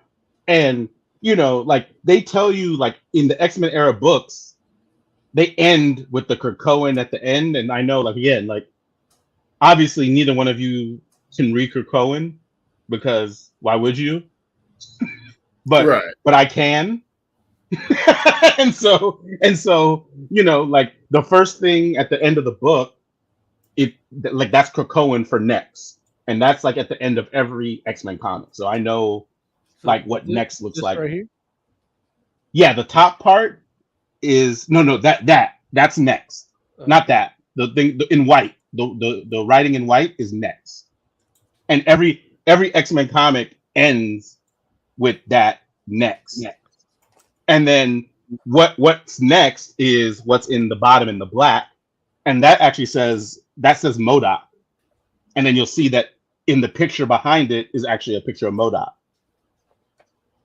And so, you may not necessarily recognize that as MODOK off the top, but if you know that what you're reading is MODOK, when you look at that picture, you're like, oh yeah, that's MODOK. But again, Still not a hook. no, it's not a hook. I agree. At least though that you're like, okay, well, there is going to be another issue, and I guess MODOK's going to be in it, and that I'm sure that they're hoping that might pique your interest. But but the fact of the matter is, it's like it's in Krakoan. You know what I'm saying? It's like I've been reading these letters and deciphering this stuff since 2019. So I don't need. I used to. I had. How do you say MODOK in Krakoan? It's interesting because Krakoan, for all intents and purposes, is almost like a psychic language. And that kind of goes back to what we were talking about with how many psychics there are in the X-Men, right? Yeah. Like you don't. No one has to learn Krakoan. Like when you go to Krakoa, a psychic literally just dumps it into your head. and so it's like you barely like it's barely spoken out loud. So I don't know. Like that right answer is I don't know. Like yeah, I don't know. And it looks like it's. The M looks like a M. Right. The O looks like a O. All it is a stylized alphabet. Like even the X looks like an X when you know what you're looking at. But like that X is Krakoan X? no, I don't think so. What's it in the bottom where it says next? The third letter? Oh, it's kind of like 4 squares? Yeah. See? Yeah. And it's like, okay, like you understand how that could be an X from a stylized kind of perspective, when like there's some letters that don't make any sense. Like the B is hard. Like I always forget B. Yeah. Now B is basically like F upside down. And like it looks like an F. Like a T. Say again? The T is not like a T. Oh yeah, you know what? And see, that's the thing. Like Krakoan actually has a couple extra letters. Oh. So like the T doesn't look like a T, but you know why is because when you take that letter and turn it upside down, it's actually TH. And so it kind of, which it doesn't look like a T then either, but it kind of looks a little bit like half of an H or like an H with a T on it. You know what I mean? Like half H, half two T. legs, just one leg, almost like a Y. Yeah, right. Exactly. And so so there's like a few letters like like S is like that and C is like that where because CH when you turn it around it's CH. Man, and I think it has like a dot in it or something. I don't remember, but there you go. Spanish.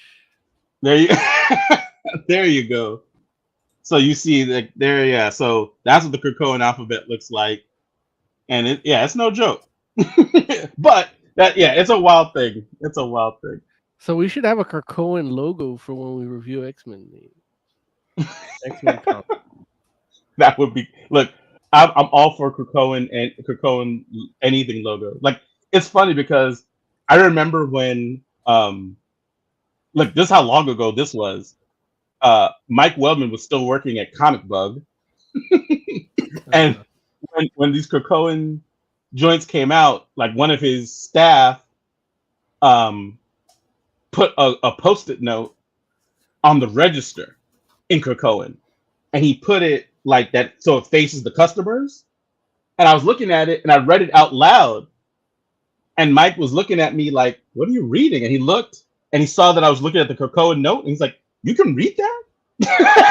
And I'm like, "Yeah, I've been reading a lot of X-Men."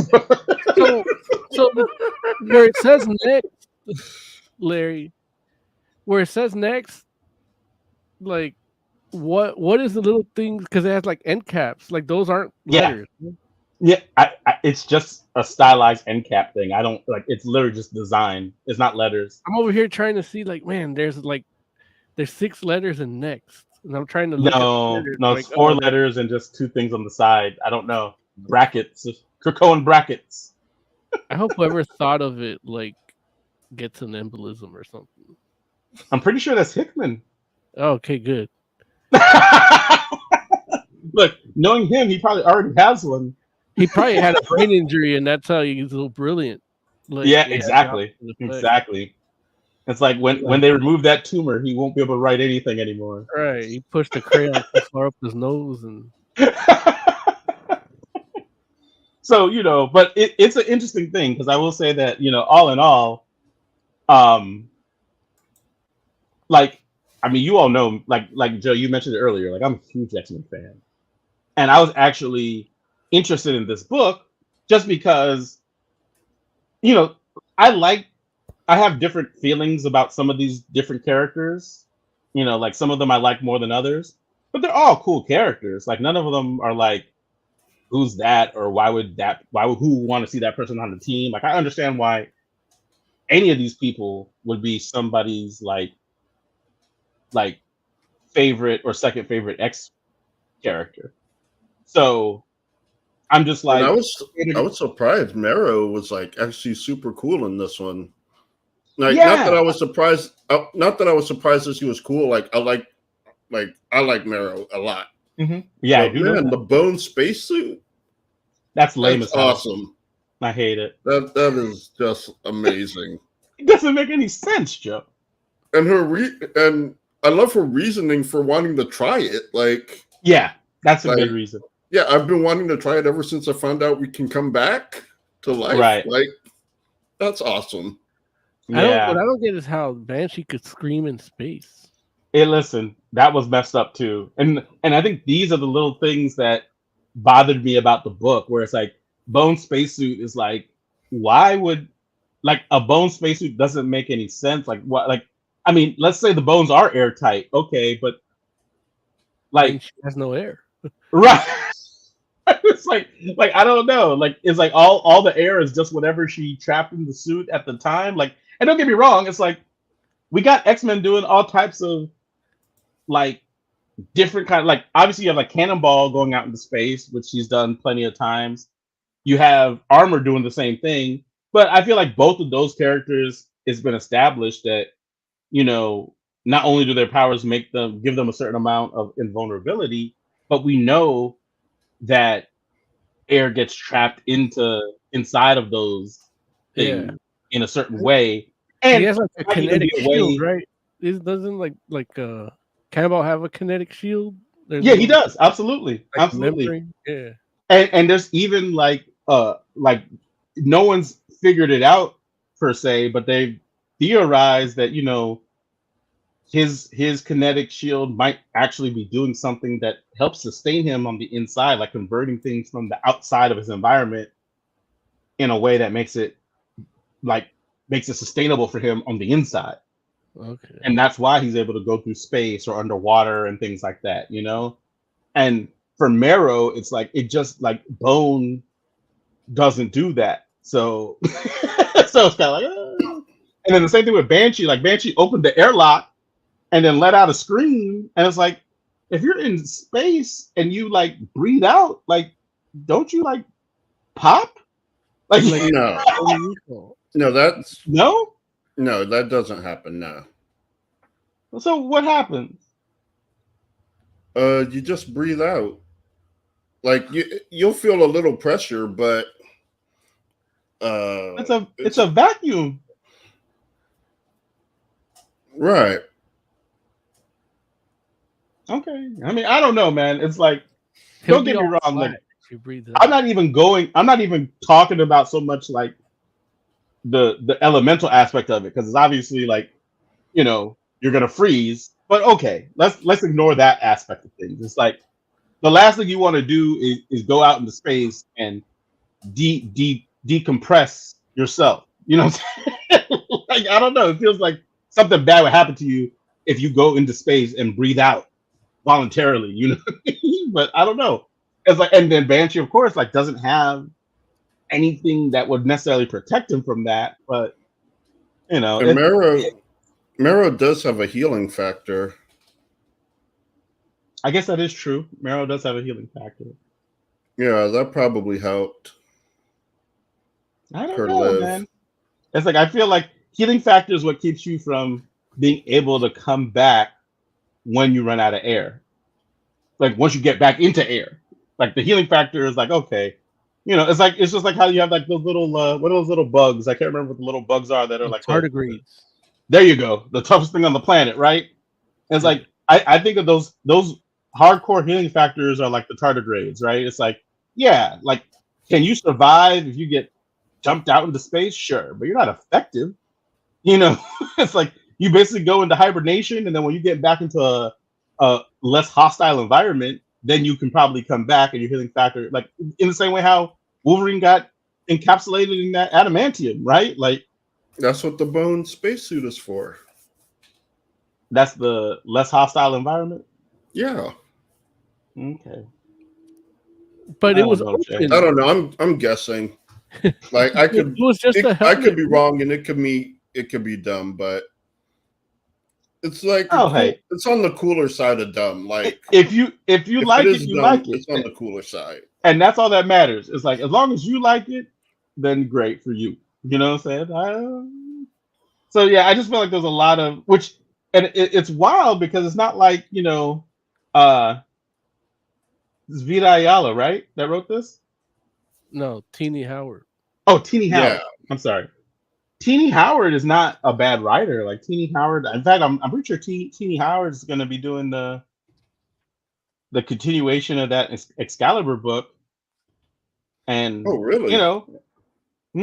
yeah, I can't. What is it called? Knights of X, I think, or I think that's what it's called. If I'm remembering correctly, but it like the premise and setup for that is actually cool. Like I know Excalibur was one of the books that people were not as keen on as far as like X-Men fans, but personally, I thought it was an interesting book. Like I like throughout its entire run, it wasn't my favorite X book, but I found it interesting. So I know she can write, and it just feels like there are a lot of like little, like it's a little lazy, and I don't know why it turned out that way because it's not like, yeah, I don't know. Maybe she's doing a lot that I don't know about. Mo, are you a Teeny Howard fan? I never heard of him. Her. I'm looking at this cover for Euthanauts, and like she does Marvel and she does horror. And this cover for Euthanauts is actually pretty awesome. I will show you that. Yeah, I mean, I haven't heard of Euthanauts, but that's a cool title. It's like little kids killing I think themselves. this is the only thing I've ever read that's Teeny Howard. Yeah. Did Teeny Howard write X Corp? Yes, these are her works. Oh, X Corp wasn't a good book either. So maybe it's 50-50 on Teeny Howard. Which But I like that could have cover. been. Huh? I like the Euthanauts cover.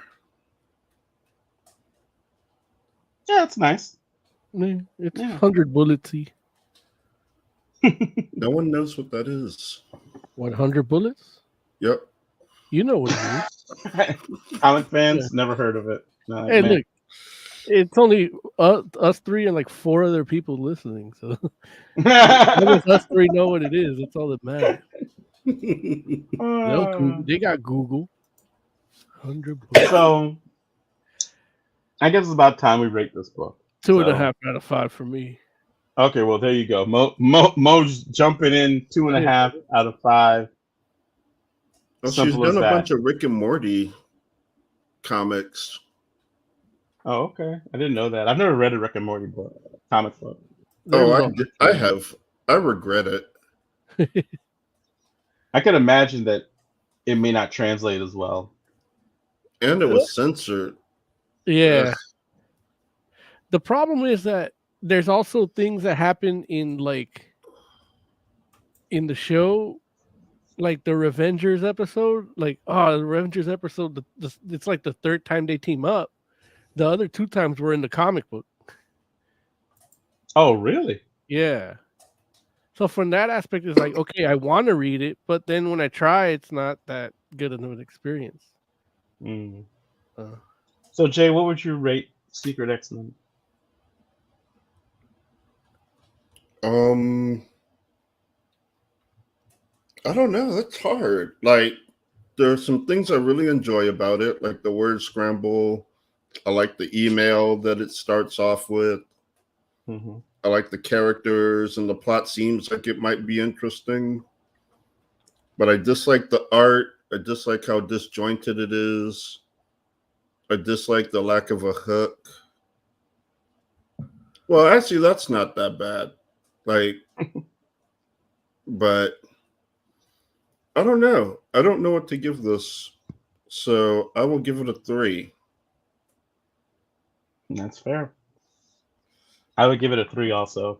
It's like I just kind of feel like it has characters I like, but the art's not great, and the situation had promise, but at the same time, it doesn't quite deliver. So yeah, 3 seems like the way to go. Maybe the next issue will be better. I know it's going to be a limited series, but I don't know how many issues it is. Hopefully, not more than 4 or 5. That's always a bad sign. Yeah. So we'll see. But there you have it, folks. All right. Should we do a little bit of news before we get out of here? Yeah, man. All right. Yeah, Let's this do it. Woo! Comic book news. We should have a comic book like current. news. Well, not like that, but like. All right. So, oh man, I apologize. I should have had the pictures, the side by sides ready, but we did have the story that broke basically over the week, where a fan noticed that Joel Jones seemed to be copying Pepe Larraz's artwork from X-Men, ironically enough, which you made a reference to earlier, Yeah. Mo. And which it's a wild thing, just because Joel Jones is like has come to Amazing prominence. artist. Yeah. Huh? She's an amazing artist. Right. Come to prominence, well, not recently, but has come to prominence in the last few years. An amazing artist in her own right. She's writing and drawing. Well, I guess she was writing and drawing the Wonder Girl book, which recently got canceled.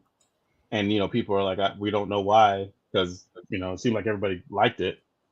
But, here's the side by side. She did I think this was interior art for a Teen Titans book, I think it was. Correct me if I'm wrong, or if somebody else remembers what it is, but I think it was a Teen Titans book.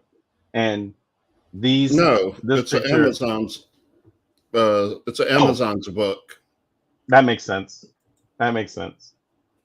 And so, people saw this picture, and they saw the other picture of the young lady in the spot where Jean Grey is, and people are like, that's the same thing. And it is. it is. Like, she tried to hide it by putting characters over places, like pieces of the some of the like distinguishing parts. But when you kind of look at it, you have to kind of look at it. I think you can pretty much tell. If it's side by side, it becomes pretty evident. Even That's like the same thing. the dress that the one on the left was wearing, because that's Polaris, right? No, that's Jean Grey with green hair. Oh, I'm sorry. The one with the hands out is Polaris. Yes, I thought when you said on the left, I thought you were talking about Jean Grey next. No, she's the one that was traced was Polaris, right? Polaris and Jean Grey. Wonder Girl. Wonder Girl is also in the a trace of Jean Grey. Yeah. In the same you page? see the hand. Yeah, on the same page. Yeah. Oh man. Yeah, like if you look at them, like literally the Jean Grey and the Polaris in that same picture are like. Yeah, but we only saw Polaris and was it Donna the? Yeah, but put up the picture again that you showed, just the one that you showed. So if you put this that, one? if you put, oh, Hold on. yeah, no, take your time. Or if you have them both, Jay, you can show the one that with both. That I way only both have the can see big it. one. Show I the don't big have one. like I have this one, Got you. So, but so if you I'm trying see to where find the Polaris, other one. if you see where Polaris is, Yeah. to Polaris's left, you'll see Jean Grey's legs, Okay. and in the other Wait. image of the To her left or to Amazon, her right? huh? To her left or to her right? Because to her left, I'm I not talking see. about her. I'm not talking Oh, about her left and right. I'm talking about the image as we see it. okay. So to the left of Polaris, as we're looking at it, Uh-huh. you can see the legs, and that's Jean Grey's legs. Okay.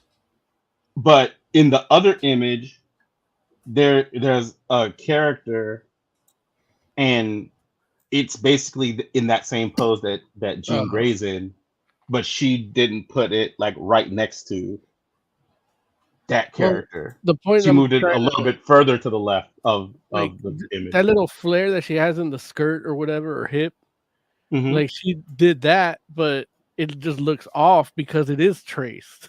Right. Because the Exactly. outfit's different. Right. And that's the Okay, same thing so that this is the happens. full. Right. So check out Polaris and Jean Grey, Mm-hmm. and then you've got Diana Troy and Wonder Girl. Yeah. And you can see the same see. thing kind of Where- happens. Which one's Wonder Girl? The blonde one? Yeah. Yes. Okay, now Do you switch not back. know Wonder Girl? No, I don't know. No She doesn't look distinguishable in that picture. yeah. Doesn't matter. That looks She's like- the that- only I blonde mean- Amazon in DC.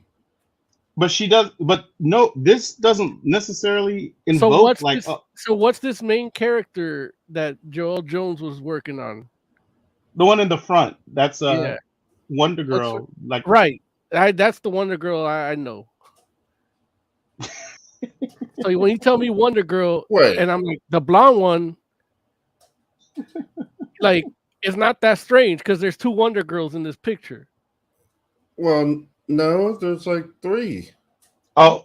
Again, when you say Wonder Girl, I'm only gonna think of the title character that Oh, is. see?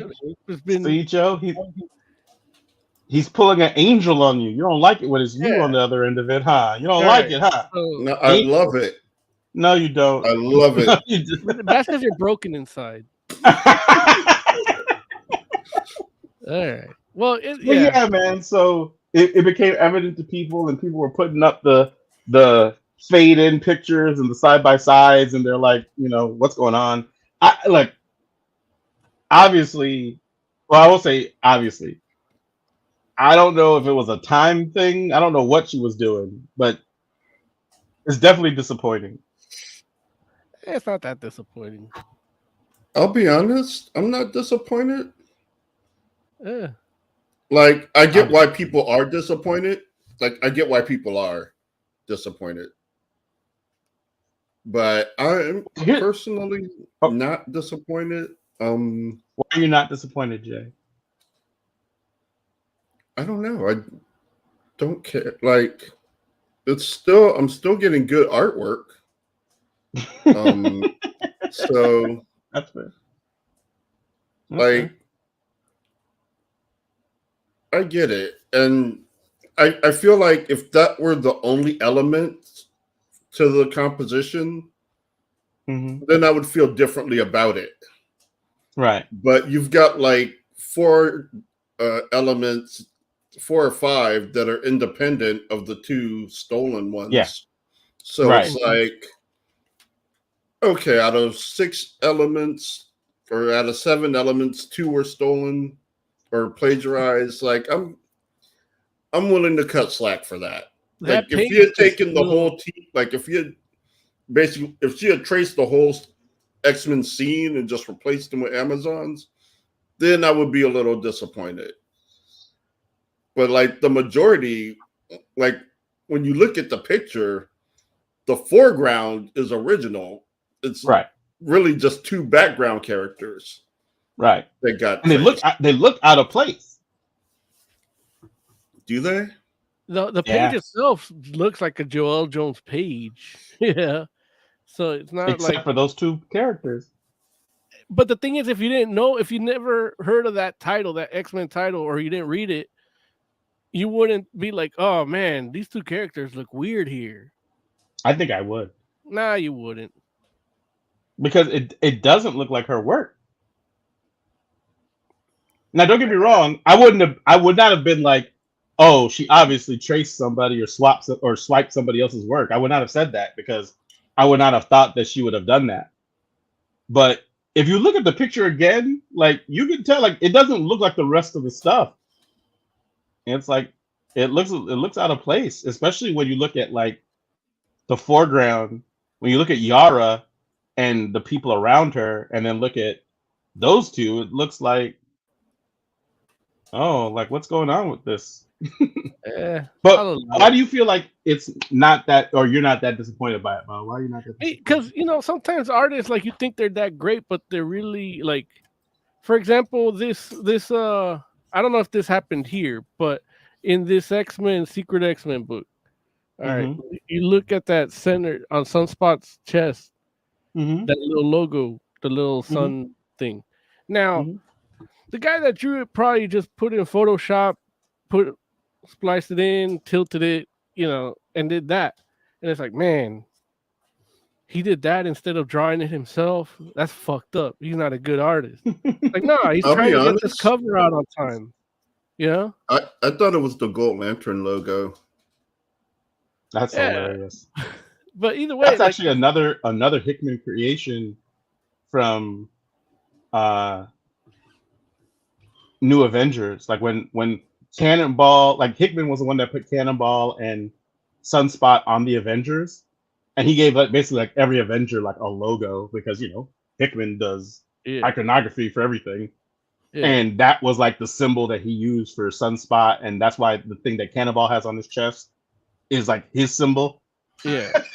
Like, and so it's crazy. But I feel what you're saying, where you're like, you don't have to draw that when you could it's just shapes, right? Or so like you can just when go to people like do Spider-Man, like it's cut and paste. You just draw Spider-Man's head in every position, and you just cut and paste and put it, and it's like, oh man, that artist is tight.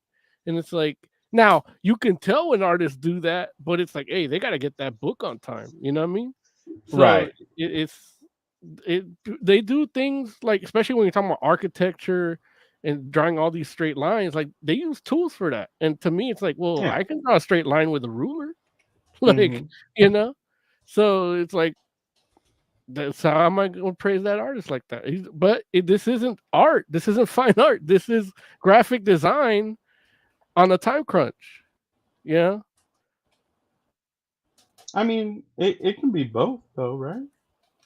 But it doesn't have to be both every single time or every panel, Right. Some panels, like, I mean, look, like, so you would, like I said earlier about that Secret X-Men book, I'd rather they traced all this from Pepe Larraz and had good art than Right. what we, Right. And it's like, and it looks back because they're probably trying to make a time crunch.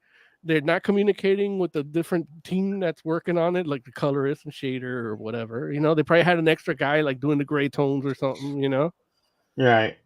So it's a time crunch, and like I said, the rest of the page looks like a Joel Jones page. Yeah. There's those two characters that stand out. In the moment, it wouldn't stand out to me, especially if the book was good. I will say that I'd probably pick it out. Go ahead, Jay. I was gonna say we should wrap it up. Okay. Yeah. No, I guess it is about that time. Larry, what were you gonna say before? I was gonna say that I feel like we're out of time. I don't have a problem with the artists cutting corners to meet deadlines. I think the biggest thing is it's one thing to like use a tool, or even like in the like sense of like a Greg Land, where he uses like photo references or traces his own work, like But he and traces reuses photos. it. Huh? He traces photos. Well, yeah, but that's what I'm saying. Like, what he used like the photo reference, or he'll. That's not a photo reference. That's tracing a photo. Well, okay, no, I'll give you that. But what I'm saying is, tracing a photo to me is not good, but it's not as bad as tracing somebody else's artwork, like that they actually drew themselves. Because you know how much time it Worse. takes. It's not worse. Why is it worse? Well, look, it's worse because if it was 7:30 in the evening, I'd explain to you, but we're just out of time.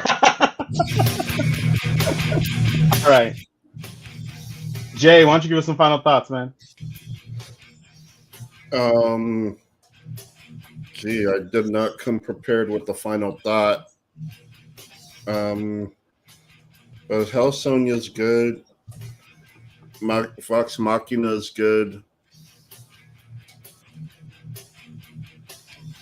Like us, watch our stuff over and over and over because we need the watch time. Amen. Just like put us on in the background when you go shower or something. Do it. Moses Magnum, final thoughts. You want good art that's not traced? Read the excellent #1. There it is. For the entire Fantastic Forum, thank you all so much for hanging out with us. We do appreciate you. We'll be back again next week. In the meantime, do what Jay said. Like, subscribe, play us in the background. Let us know what you like, what you don't like, what you want to see more of. And we'll make that happen for you. We're the Fantastic Forum. We'll be back next week. Until then, we're out.